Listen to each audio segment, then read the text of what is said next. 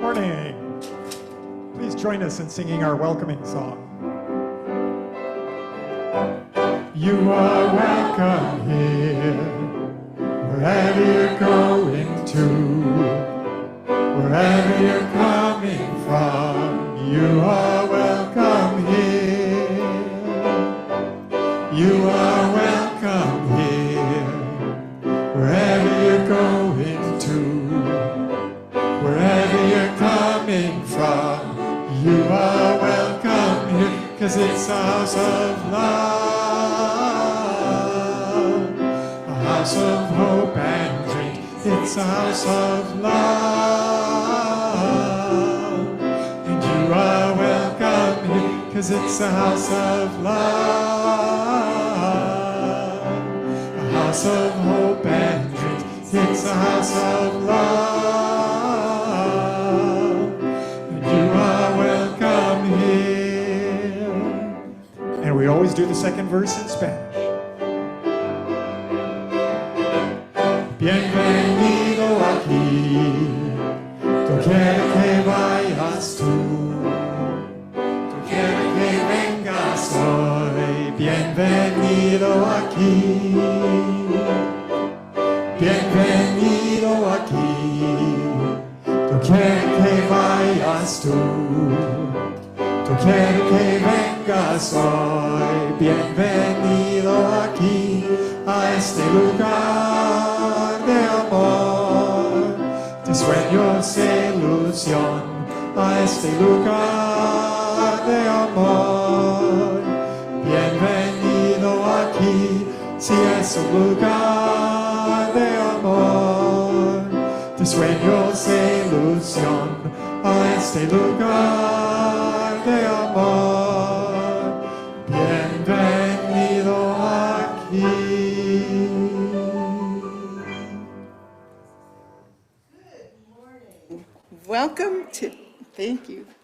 Welcome to Jewish Unitarian Universalist congregation. We are a community of diverse beliefs and experiences, nurturing the liberal religious spirit and united by our desire to grow in love and in service. Whoever you are, whomever you love, whatever your life's journey, you are welcome here. Whether you gather with us every Sunday, or once or twice a year, or are with us this morning for the first time, we are glad you are here. And a special welcome to those attending service this morning on Zoom. We are so happy you could join us. I'm Julia Fogel, the worship associate today. I'll be assisted by Wendy Metzger. Our pulpit guest this morning is the Reverend Leah Ongiri. Reverend Ongiri will speak to us on video and will be available for live conversation on Zoom between services in the Blue Room. So I hope that you'll all make an effort to pop in there and thank her for her sermon this morning. Our worship musician this morning is our Tim McKnight, and our song leader is David Peel. Our tech team is Hope Campbell and Sarah Comic back on audio. Our greeters this morning were John and Debbie Ressler. Thank you to them. Our minister, Reverend Sharon Wiley, will return to the pulpit next Sunday. In the interest of public health, we promote good air quality in our chapel. We do this by keeping our windows open and using 4 air purifiers. Please feel free to leave the chapel if you're uncomfortable for any reason. You will be able to hear us, what is happening inside while you are outside on the courtyard. We're always delighted to see newcomers joining us in worship. As a newcomer, you might be interested in the groups and activities that we offer. A good way to get this information is through our email newsletter and e-news calendar. Online newcomers will receive an email invitation to join our email list after the service. In-person newcomers, if you haven't already given us your email address when you signed in, please share it before you leave.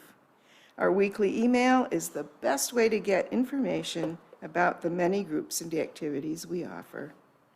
Now, let's take a breath together.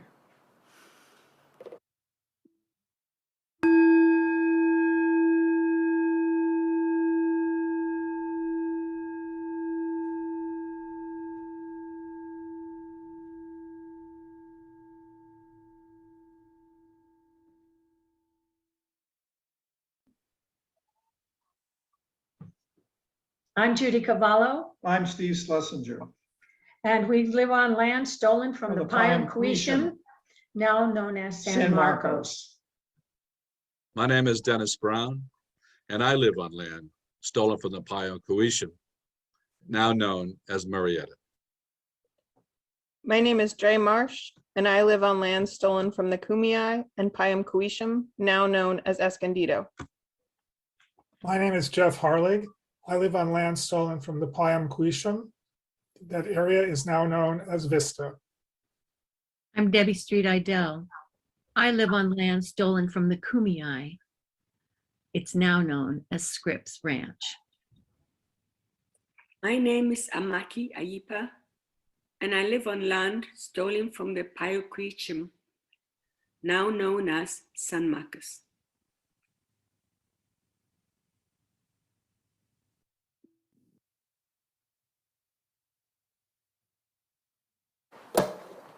Now we light our chalice, the symbol of our Unitarian Universalist faith. I'd like to invite Katie Buchanan to light our chalice this morning. Our chalice lighting words come from Maureen Killoran. I invite you to participate in our chalice lighting by responding with "We light this chalice" at the prompt. For every time we make a mistake and we decide to start again, we light this chalice. For every time we are lonely and we let someone be our friend, we light this chalice. For every time we are disappointed and we choose to hope, we light this chalice.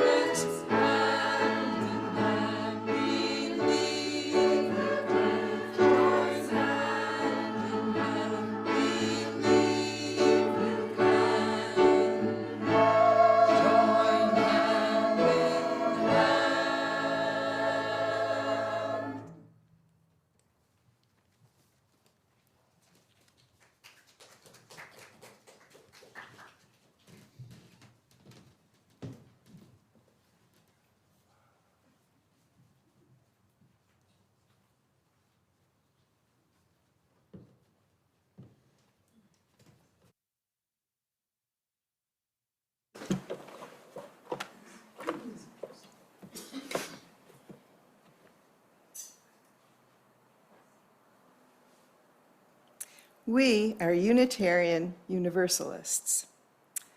But we come from many backgrounds.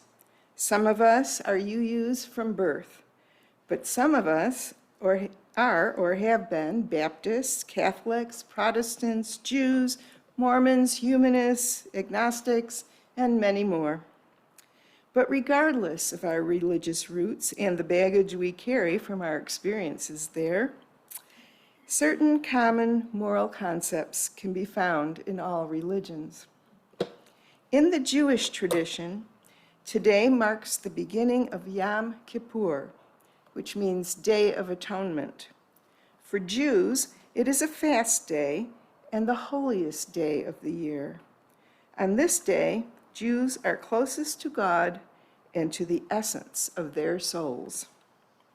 Starting at sunset tonight and until nightfall on Monday, observant Jews may afflict their souls by abstaining from food or drink, avoiding the use of lotions or creams, avoiding footwear made of leather, and abstaining from marital relations.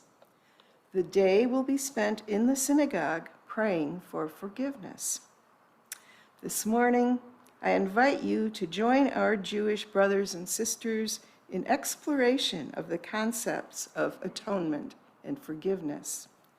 Although our UU rituals may be different, atonement and forgiveness are necessary elements of right relationships and can free us to give and receive love once again. Please rise in body or spirit to join in singing.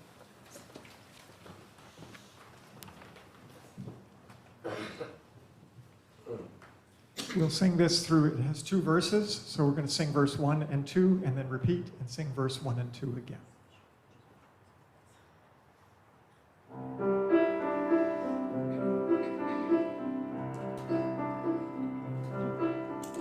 There is a love holding me. There is a love holding all that I love. There is a love holding all. I rest in its love. There is a love holding us. There is a love holding all that we love. There is a love holding all. We rest in this love. There is a love holding me. There is a love holding all that I love. There is a love holding all. I rest in this love. There is a love holding us. There is a love holding all that we love. There is a love holding all. We rest in this love. We rest in this love.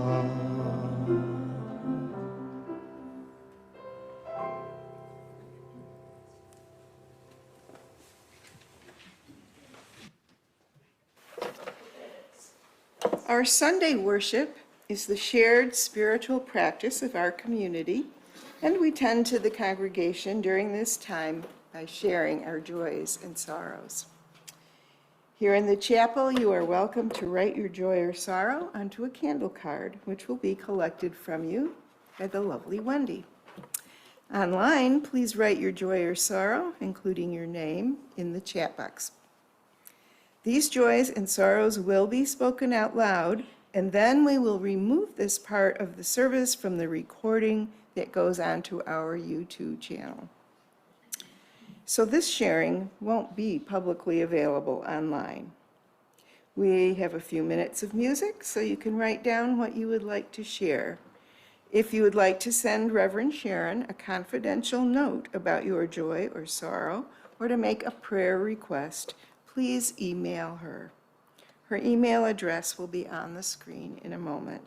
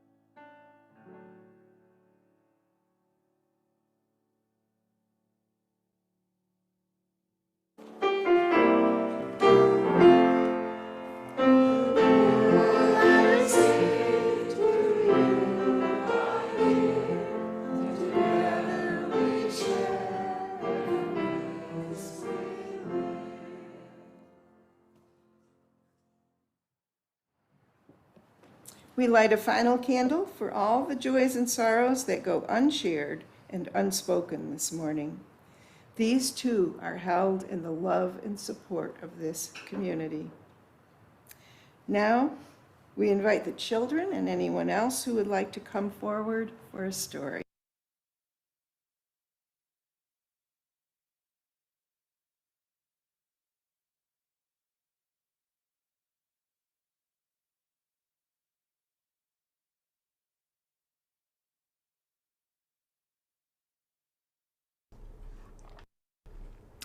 Our story is called Sammy Spider's First Yom Kippur, written by Sylvia Rouse and illustrated by Catherine Janice Kahn. Saying, I'm sorry. Sammy Spider was relaxing in his web on the Shapiro's living room ceiling. Suddenly, Josh burst through the front door, blowing a horn he had made at school. "Mother," shouted Sammy, "what is Josh blowing?" "That's a shofar, Sammy. The rabbi blows a shofar at Rosh Hashanah services to welcome the new year. The shofar is also sounded at the end of Yom Kippur." "What's Yom Kippur?" asked Sammy. Yom Kippur is a holy day when people tell each other they are sorry for saying or doing something hurtful. On Yom Kippur, Josh's family will spend the day in synagogue praying. Mr. and Mrs. Shapiro won't eat until services are over at the end of the day. "Will we go to synagogue too?" asked Sammy. "Silly little Sammy. Spiders don't go to synagogue. Spiders spin webs," answered Mrs. Spider. Josh placed his little shofar under the honey dish next to the family's large, curvy shofar. "Can I have a shofar to blow?" pleaded Sammy. Mrs. Spider laughed. "Silly little Sammy. Spiders don't blow shofars. Spiders spin webs." Sammy lowered himself on a strand of webbing to get a closer look at the shofar when Mrs. Shapiro asked Josh, "How was school today?" "I have homework," Josh said. "My teacher wants us to make a list of all the people we should apologize to before Yom Kippur. Will you help me write the list?" "We'll do it after dinner," Mrs. Shapiro suggested. "While I set the table, why don't you put your toys away? Your ball belongs outside." Josh picked up the ball. He bounced it on the floor, and Sammy scrambled up his web as the ball came towards him. Josh dribbled the ball a few more times and bounced it even harder. Sammy's web began to shake. He felt like he was on a trampoline. Mr. and Mrs. Shapiro rushed in to see what the noise was. As Josh's ball took a final bounce, it hit a shelf, knocking the honey dish to the floor. Sammy's web snapped loose. "What happened?" his parents asked. Josh looked frightened. "I was playing ball and it hit the shelf. It was an accident. I didn't mean to do it." As he spoke, he noticed 2 little spiders scurrying away. Mr. Shapiro looked at Josh sternly. "Don't you remember the rules? The ball is an outside toy." Josh nodded tearfully. "Then please take it outside and get a broom," his father said. Sammy and Mrs. Spider climbed back up to the ceiling and began spinning themselves a new web. Josh swept the glass from the floor and gently replaced the shofars on the shelf. Mrs. Shapiro looked at Josh. "Now please pick up your toys so we can have dinner. Then we can work on the list of people you want to apologize to for Yom Kippur." As Josh hurried to put his toys away, he looked up at the ceiling. The 2 spiders were busy spinning a web. After dinner, Josh sat on the couch with his parents. Mrs. Shapiro was holding a notepad and pen. "Who is first on your list?" she asked. Josh looked at his parents.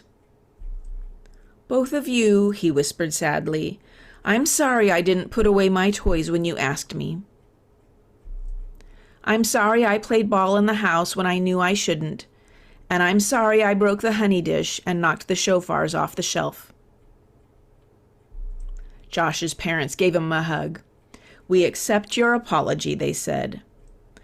"There's one more thing I want to add to the list," said Josh, looking up. "I'm sorry I broke your web, little spiders." Sammy looked at his mother and smiled. "I think we should accept his apology," he said.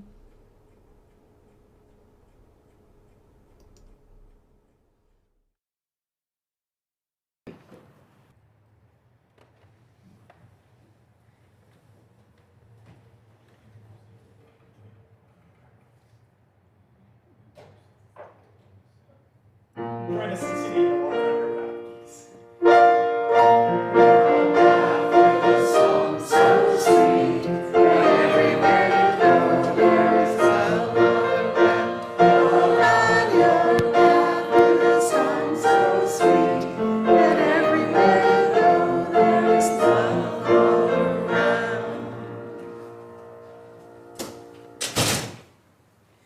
The Reverend Leah Ongiri has served congregations in California, New Jersey, Florida, Wisconsin, and Colorado. She is a graduate of Star King School for the Ministry and co-editor of the Skinner House book, Jewish Voices in Unitarian Universalism. In her current ministry, she consults with congregations and coaches clergy who are seeking to develop and support their community's spiritual care and ministry teams. Leah is an amateur potter and casual poet. She lives in Portland, Oregon, with her 4 children and spouse. She loves guests preaching and is honored to virtually visit Chalice UU congregation today, and I believe she's online joining us this morning, so we welcome her virtually.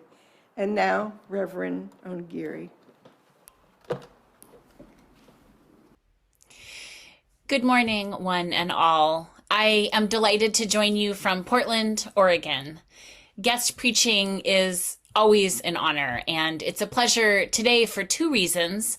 One is that I attended seminary with Reverend Sharon, and now I get to visit the congregation she loves serving. Thank you for having me.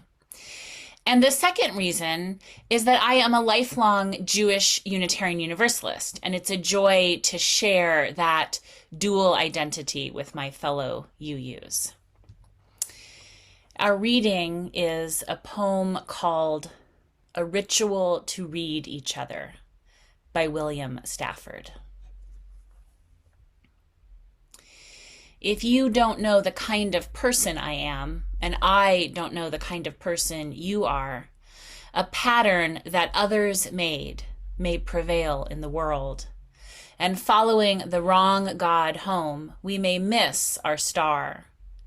For there is many a small betrayal in the mind, a shrug that lets the fragile sequence break, sending with shouts the horrible errors of childhood, storming out to play through the broken dike. And as elephants parade, holding each elephant's tail, but if one wanders, the circus won't find the park. I call it cruel, and maybe the root of all cruelty, to know what occurs, but not recognize the fact. And so I appeal to a voice, to something shadowy, a remote, important region in all who talk. Though we could fool each other, we should consider, lest the parade of our mutual life get lost in the dark. For it is important that awake people be awake, or a breaking line may discourage them back to sleep.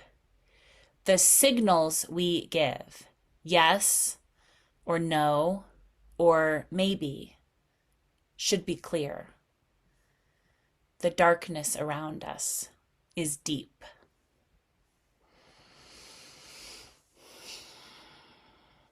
The darkness around us is deep, says William Stafford. I love this phrase. I repeat it to myself sometimes silently as I navigate those moments when I feel consumed by my own faults and missteps. Some errors are small, such as when I recently proclaimed confidently to my family as we drove home, "We don't need to stop at the store. There's plenty of bread." Next morning, the kids demanded toast, and guess what? There wasn't so much as a crumb in the house. Whoops. I had a couple options. To admit wrongdoing. "Oh no, I made a bad call. Sorry." Or maybe imply I was wrong, but craftily shift the blame. "Well, there was a whole loaf last I checked, but okay, if you really need to make a federal case out of it, I guess it's all on me." Now, there might be less conflict in your households about bread products, but I suspect that the theme of making mistakes and accepting responsibility are familiar to any among us who might be human. On the extreme end, an absolute refusal to admit to being wrong, especially if someone does it consistently, is usually a significant red flag. Not that someone is a bad person necessarily, but that there is some piece of health or healing that might benefit from attention.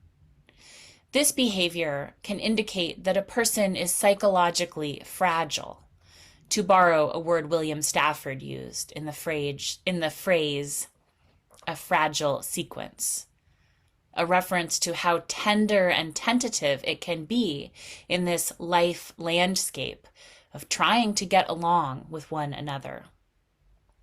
If we have a weak ego, bruised self-esteem, or unresolved trauma, admitting we made a mistake can be deeply threatening. Reacting with rage or by denying reality, minimizing the situation, these are more tolerable options than the idea that we messed up and have repair work to do. These kinds of defense mechanisms don't help us have harmonious relationships, but falling back on them can be understandable. Now, on the other hand, an attitude of learning can help us face our inevitable transgressions without feeling like we ourselves are the mistakes. It's not our essential core that is terrible and wrong. It's just that our behavior was at fault. And, after all, good news. We can change our behavior. And so this is it in a nutshell. In naming that we all mess up and that we are all capable of addressing our errors, we have already encountered the essence of the Jewish high holy days, the season now upon us. Starting with Rosh Hashanah, the head of the year, which in 2023 began on the 15th and ends after Yom Kippur, which starts at sundown tonight and goes until sundown tomorrow.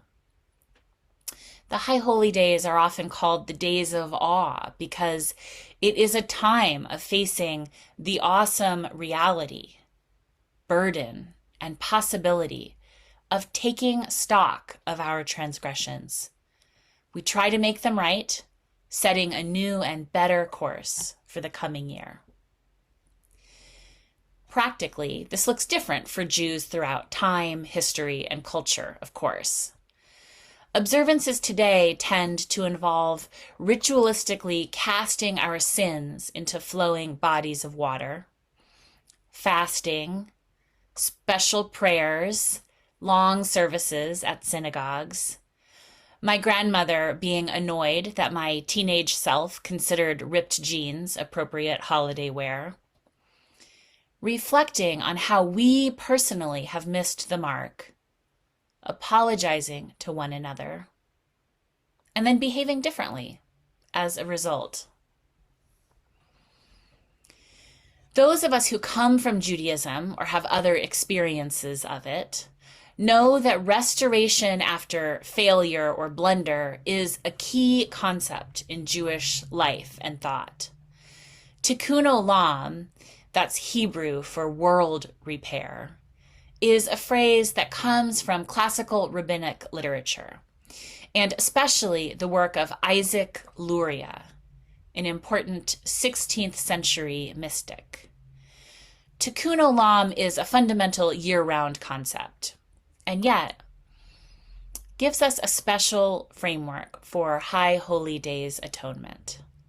It assigns each of us the opportunity to become agents of world repair. Isaac Luria's original Tikkun Olam story about world repair, was cosmological. God contracted the divine self to make room for all of creation. What an image. God making room for us.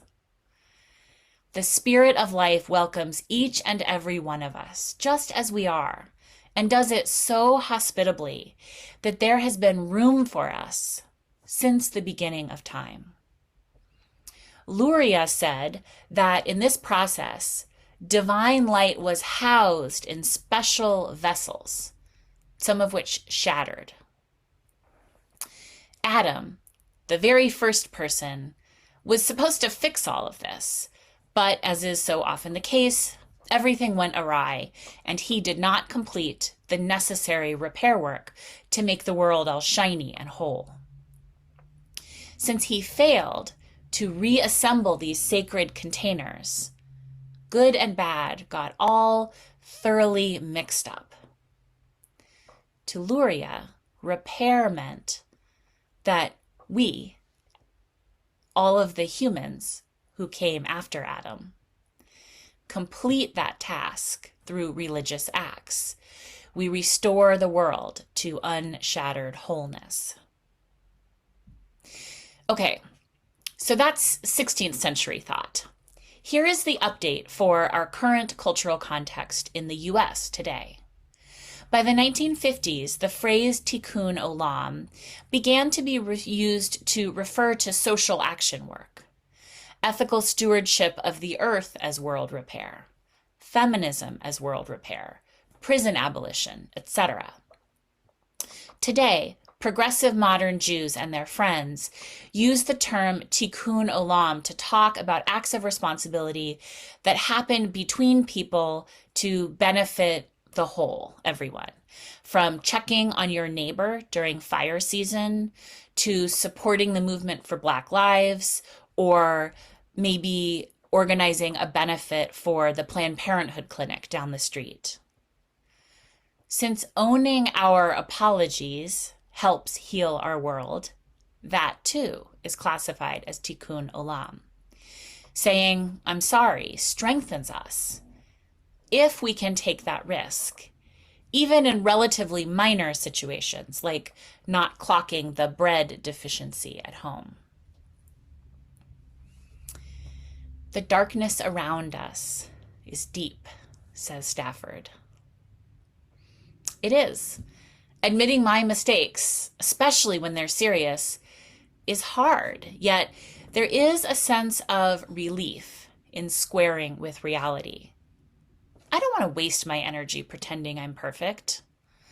Apologizing frees me to continue the work of life, this great labor of love to which we are all called. Sometimes there will be stale cereal for breakfast when toast was initially promised and would have been so much better. I am sincerely sorry, but you know what? I fostered and adopted 4 siblings, and despite making horrible mistakes on the daily, we are alive and fed, and often we manage to be pretty happy. The poet Mary Oliver reminds us that you do not have to be good. You do not have to walk on your knees for 100 miles through the desert repenting. And while this is a reassuring spell for those of us who sometimes worry about our worth, there are times and situations where great humility is the only sensible act. There is no family, no congregation or school, friend circle, or other community immune from experiencing and perpetuating harm. Sexual violation, fiscal fraud, corruption, discrimination, abandonment, cruelty of all kinds. These realities are acts committed by people. We may have done one or more of these acts ourselves, or others just as tragic and mean, for a variety of reasons. If you carry knowledge that you have committed real harm, or you suspect that you might have, I urge you to take the great and perhaps transformative risk to confide in a trusted listener, like Reverend Sharon, a therapist, or someone in your personal life who can help hold this space for you. If you did something bad, your story need not end there. There can be relief for the harm doer and release for the harmed, even if there's no direct apology between the two, as that's not always possible or appropriate. You do not have to walk on your knees for 100 miles. But, and, it is an act of world repair to consider with clarity that you might have amends to make. I offer my comparatively silly bread example Because even though I did genuinely share with my children my regret over my shopping list mistake, sometimes it's unexpectedly difficult to know when or how to assess whether we might have done or gone wrong. Between cold-blooded serial murder and spacing on groceries, where ought we to land? When should I be deeply regretful, or a little sorry, or sorry not sorry, or nothing at all? How much weight should I give a potential misdeed? Marshall Bircher has a helpful perspective about how we can know when to apologize. He describes himself as a survivor of narcissistic abuse and chronic childhood emotional neglect. And he is now an expert in emotional healing practices. His guidelines are: you should say you're sorry when you've crossed a boundary, you become aware that someone felt hurt by an action of yours, and or if you were mistaken about something. Now, personally, as the parent of kids recovering from extreme food scarcity, making a mistake about what might be available to eat, that crosses a safety boundary for them. It triggers fear. That's not my fault. I've never starved a kid. But I made a mistake. It was an accident, but I didn't honor my commitment to my family to speak with laser precision and an abundance of information about eating options. And so it felt important to apologize. And then we were all able to move on. I would be surprised if my partner or my kids even remember this incident that I'm referring to so consistently here this morning. But Bircher also asks us to consider when it's not appropriate to offer an I'm sorry. Don't apologize, he says, for taking up space, existing, expressing yourself, asking for something, asserting yourself, being different, disappointing others, or choosing what works for you. Don't apologize for being happy, sad, upset, for having needs, feelings, or wants, or for being human. For example, in my repair conversation with my kids, I didn't beg pardon for the sin of being an imperfect human. I didn't chastise myself for being a working parent with a lot of balls in the air. Bircher's framework that we don't have to apologize for who we are offers a powerful permission. And having a power analysis can strengthen his discernment tool. It's important to not say sorry for the situations he lists. Yeah, definitely. As long, I would add, as they aren't at the expense of someone else with less power than you have. Years ago, an able-bodied friend and I attended a program that excluded our other friend who uses a wheelchair to get around. Our disabled friend was upset by our mutual friend's casual statement that everyone who was anyone was there. The ensuing conversation culminated in a heartfelt apology being offered and accepted, with the agreement that the first friend would commit to contacting the hosting organization to support future accessibility efforts. My personal learning was that staying out of it didn't absolve me of participating in exclusion.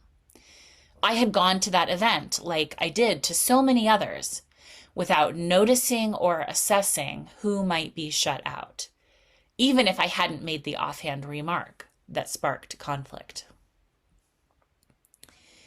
If my walking friend had refused to make amends for, in Bircher's words, choosing what worked for them or disappointing others, we all would have suffered. They and I would not have learned. And most importantly, our other friend would not have had their pain and unfair treatment witnessed, and then hopefully eventually addressed. There would have been no world repair, only what Stafford lamented in our reading. A pattern that others made may prevail in the world, and following the wrong God home, we may miss our star. Judaism, one of the beautiful source traditions of our beautiful Unitarian Universalist tradition, offers this time of year to help us see how accountable relationships and the very act of apologizing can help mend this whole world. After all, urges Stafford, it is important that awake people be awake. And so let us take up this humbling practice of being awake and alert as a brand new year beckons us forward. The darkness around us is deep, and yet we too are deep, especially when and as we take seriously our fragile task of repairing the whole world. May it always be so.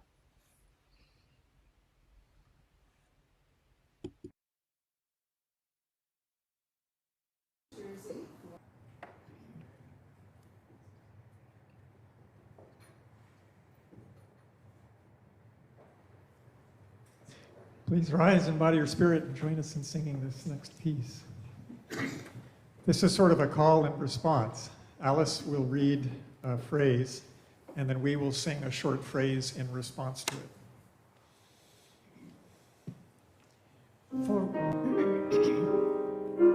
For remaining silent when a single voice would have made a difference. We forgive ourselves and each other. We begin again in love.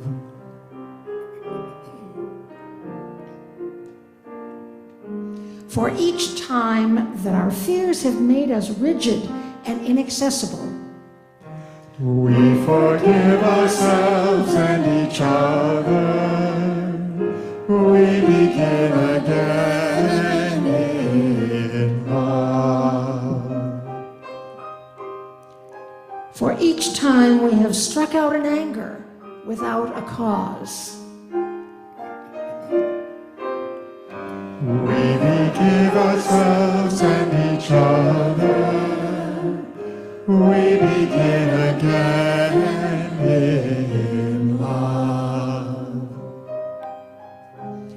For each time that our greed has blinded us to the needs of others. We forgive ourselves and each other.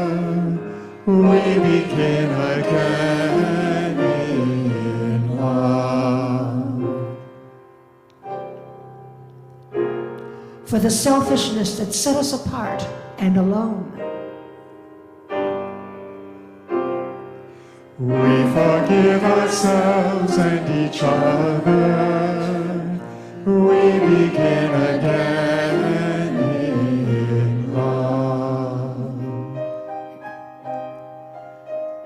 For falling short of the admonitions of the Spirit.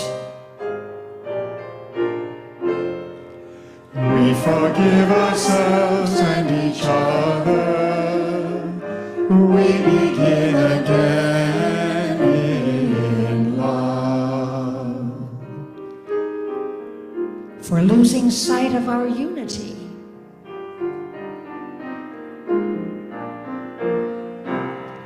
We forgive ourselves and each other.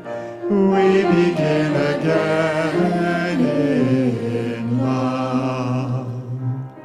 For those and for so many acts, both evident and subtle, which have fueled the illusion of separateness.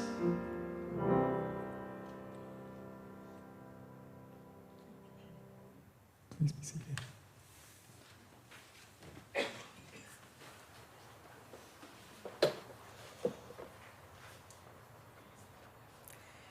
A Sunday offering is an expression of the generosity that makes our congregational life possible.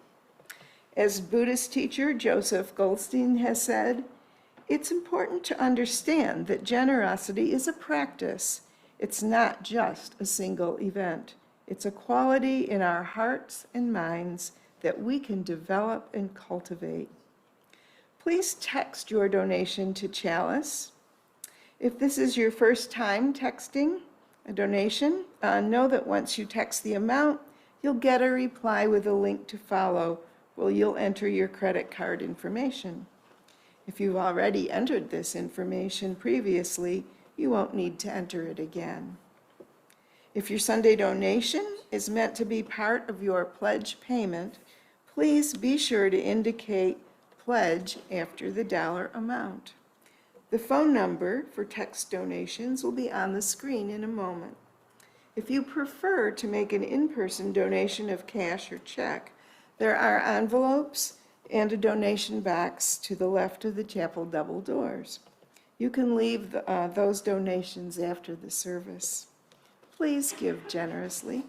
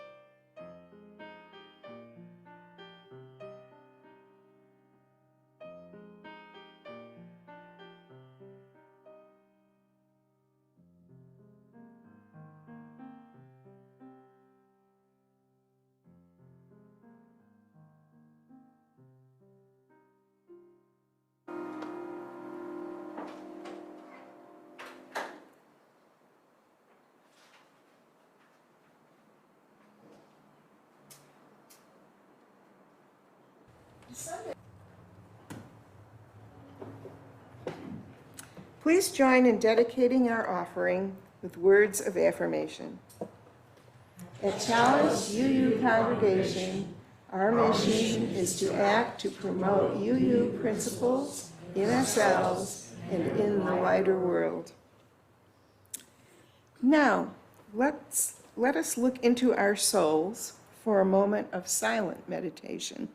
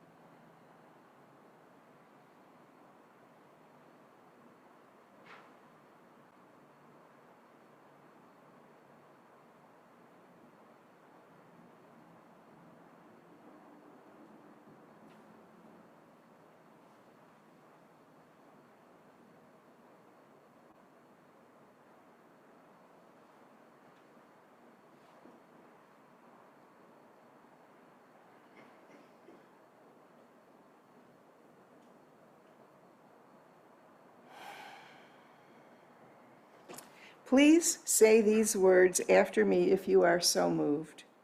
Create in me a pure mind.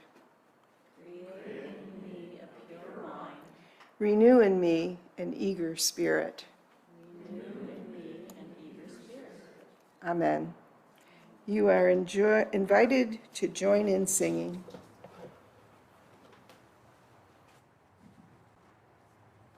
This one is, please rise and join in singing.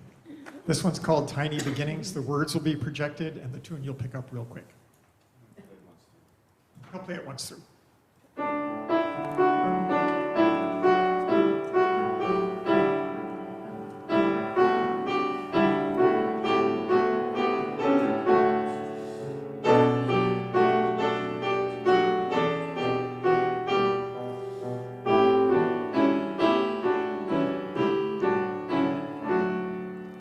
Tiny beginnings are hid from my sight, miracle spinnings of infinite light.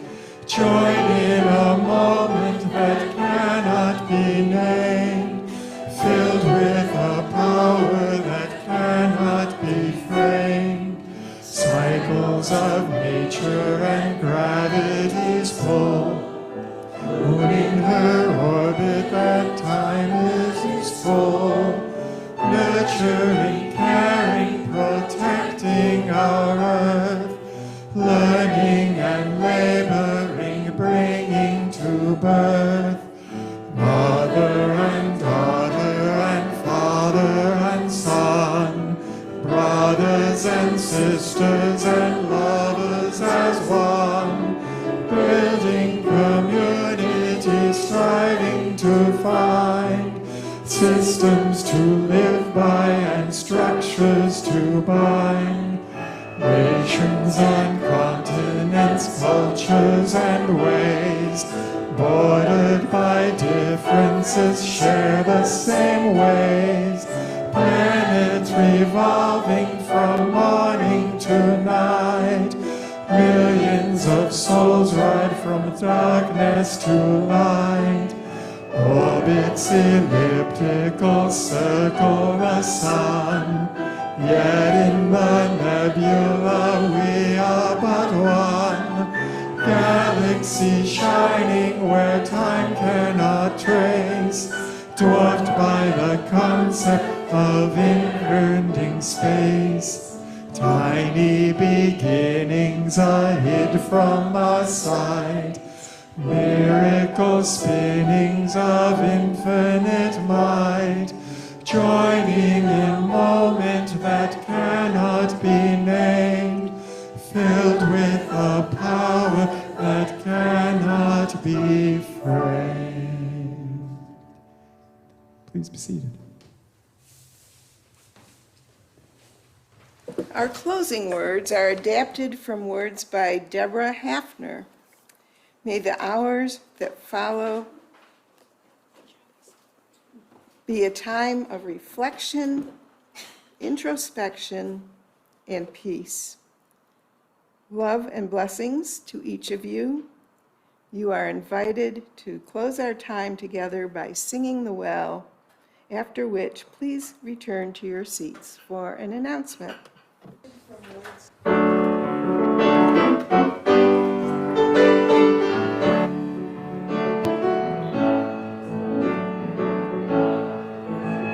We drink from the well together, cool water that quenches our thirst, a thirst for justice, a thirst for joy, a thirst for a love that we're all a part of. We drink from the well, we drink from the well together, hand in hand we are standing as one, standing for justice, standing for joy, stand for a love that we're all a part of. We drink from the well,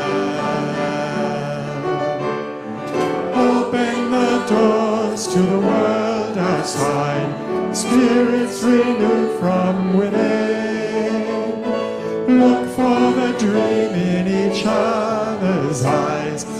spark where a new world begins. Yes, we drink from the well together. Heart to heart we are dancing as one, dancing for justice, dancing for joy, dance for a love that we're all a part of. We drink from the well, spirits renewed. We drink from the well, stand hand in hand. We drink from the well, dancing for joy. I feel my heart swell. We drink from the well.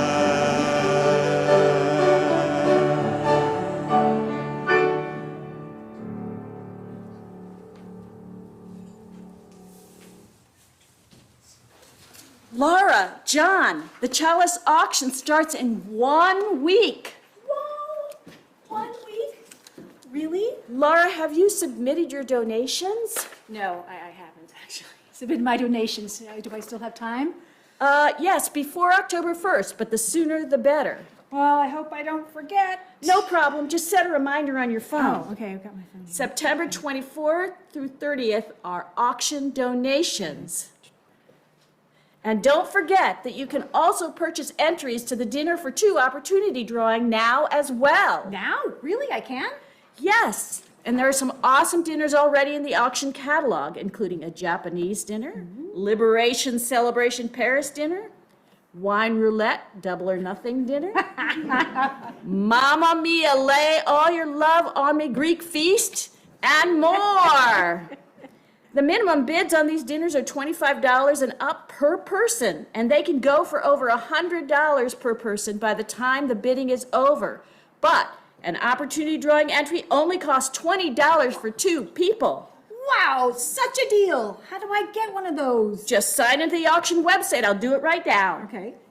Click on Dinner for Two opportunity drawing. Awesome. See? I Then see it. follow the directions on the page and voila!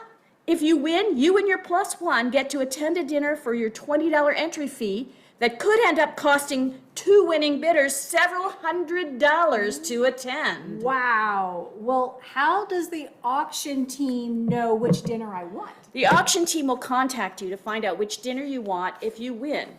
If you purchase more than 1 entry, you can pick a different dinner for each entry or pick the same dinner multiple times. You must let the auction team know your choices before the live auction because the winner will be selected just before the start of bidding on October 7th.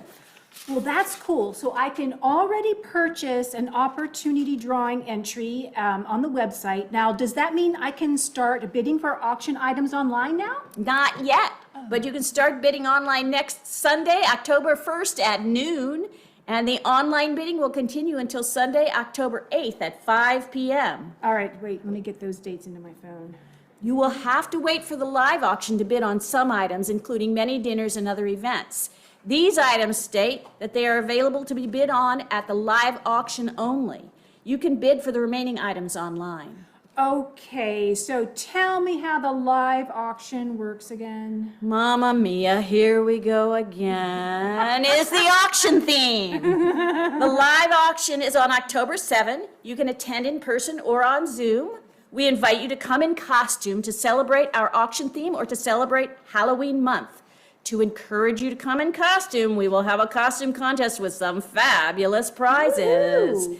If you're coming in person, please bring finger food to share. Wine and non-alcoholic beverages will be provided. You can come as early as 4:30, and we expect to start eating on the patio at 5. You can also bring any online auction items you wish to show off and put them in the rainbow room for the evening. You will need to take them home at the end of the evening for safekeeping, since the online auction won't be over yet. Bidding will begin at 6 p.m. with the Dinner for Two opportunity drawing in the chapel. This year, no masks are required, and we can eat and drink in the chapel during the bidding as well. We will take some fun dance and karaoke breaks during the bidding, and probably a halftime break as well. Oh, and we expect childcare to be available. If you are attending on Zoom, you can still wear a costume and participate in the dance breaks. But we are asking Zoomers to make your own paddle this year. You can find your paddle number on the bottom of the page when you are signed into the auction website. And we also ask Zoomers to log in by 5:45 so you can participate in a brief bidding practice session. Whoa, that's a lot of information, Wendy. I don't think I can remember it all or even put it all in my phone. Check the e-news and watch for a single subject email to get all the auction information you need in written form. And contact the auction team if you have any questions.